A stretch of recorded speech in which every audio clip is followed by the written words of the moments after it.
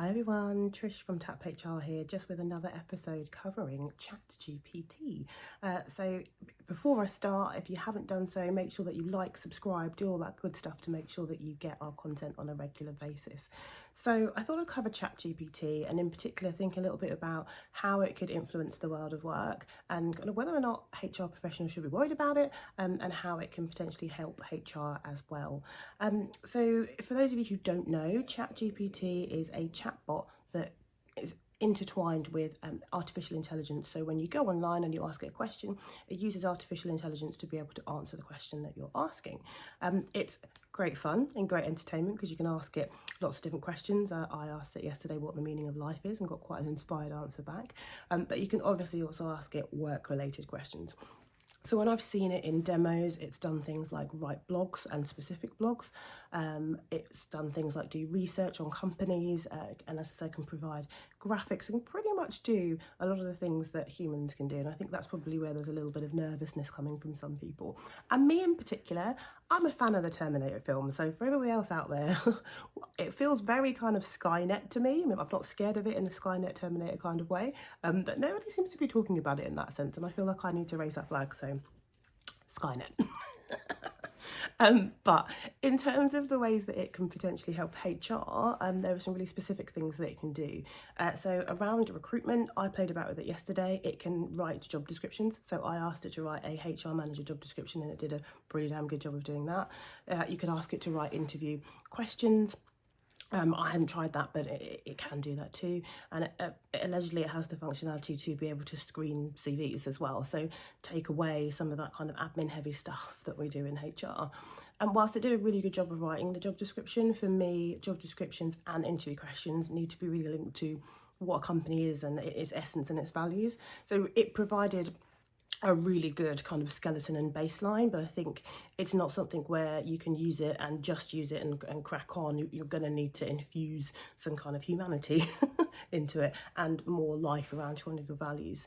But definitely a time saver. I asked it to write a job description for a HR manager, did it really well, put in all the required qualifications. You'd need to then just kind of go in and, as I say, infuse kind of more you and more about the company itself. So you could use it for employee onboarding. So it can do things like help answer questions about the company. It could help answer questions about benefits. So again, I think it might be a useful basis to use, but I think people aren't necessarily going to be wanting to interact with artificial intelligence when they're coming to join you as a company. They're going to want to interact with the people they're going to be working with. So again, it can be a really great tool to form a basis for what you need.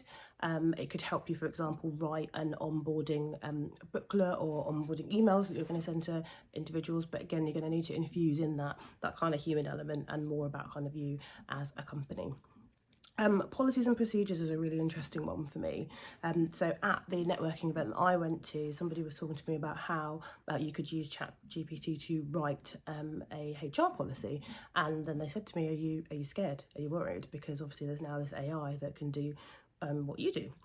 And so my first point would be, my job is not just about writing policies. Obviously having the right HR policies is important, but just because there's an ability to create them using this thing doesn't mean that kind of HR goes away, in my view.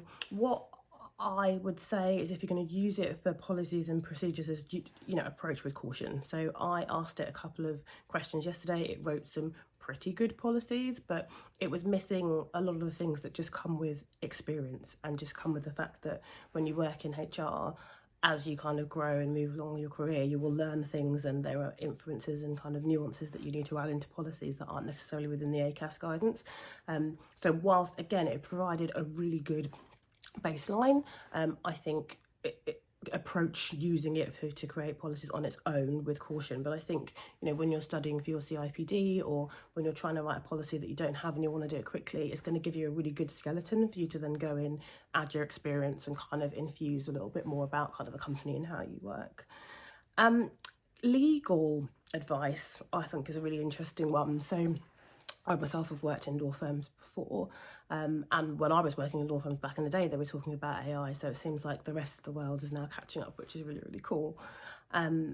So yesterday I asked it a question about disciplinary policies and the law that focuses around disciplinaries, and it gave me a really good comprehensive answer. If you pop on over to our blog, I'll pop a link down below. you'll be able to see the full article that I wrote and the answer that it gave me. So actually, I think that part of ChatGPT is really, really interesting for HR professionals, because if you're a little bit stuck, your manager's not there and you just need to have answer a quick question around kind of what piece of legislation surrounds this issue, it was really good at actually providing me quite comprehensive information about that. Now, I don't think it replaces employment lawyers in any way, shape or form. And I don't think it replaces HR people in any way, shape or form. But I think it's a really good tool for people to be able to refer to and go, oh, do you know what? I've got a question about this. I'm not sure what legislation goes alongside that. You can pop that into ChatGPT and within seconds you're going to have an answer. So I think that is actually quite an interesting piece that it has. And I think as it evolves, that's only going to get stronger and better. So should HR be worried about ChatGPT? I don't think so. I think it's a really amazing enabling tool. I think it's really going to help people at all levels within their HR careers who have got quick questions or writing policies, want a skeleton around kind of writing interview questions. Brilliant. I think it's going to be a massive time saver and really help with our administration within the function. I don't think that means that we don't need people anymore. And I think we're a people function, so as long as there are people in work, we'll be there to support. But I do think it's going to be a massive kind of game changer in terms of saving time and potentially in a way saving money as well. I think the more interesting question is around how ChatGPT is going to influence the world of work. So in particular, that example that I gave around writing a blog. So I've had a go myself. You put a phrase into the system and it will write a blog for you. Now, if you are in the business of copywriting, you've got to be a little bit scared right now. Again, I don't think it takes away from the kind of creative flair, the way that people write, and kind of just what you get from the input of being human. But it definitely is going to save a lot of time and might see some companies move away from using kind of blog writing companies. But more than that, I think, if you employ people who write blogs, how are you going to check whether or not these people are using ChatGPT? And do you care if they're using ChatGPT? What is the thing that's important to you? Is it that the work gets done, or is it who it gets done by? Because again, going back to the points that I was making earlier, if you are using this thing, in my opinion anyway, when it spits out a blog, you're going to need to tidy it up, move it about, make it more human. So there is a little bit of work that's still involved, but it's very different to somebody writing a blog from scratch. So I think it's going to be quite interesting to see how that kind of analogy works with different types of workplaces and different types of roles.